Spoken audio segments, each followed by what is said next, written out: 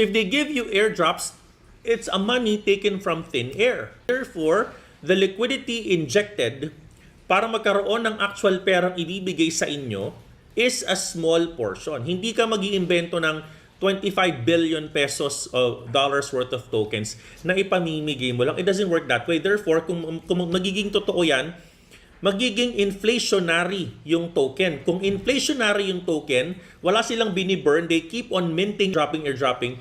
Therefore, the coin becomes inflationary. If the coin is inflationary, the price of the coin will go down.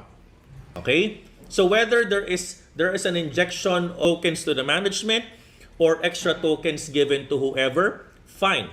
Regardless of who receive it, the model is kung marami kang ginawa, minimint mo na token, and you're not adding liquidity, no one is buying it, therefore the price of the coin can drop.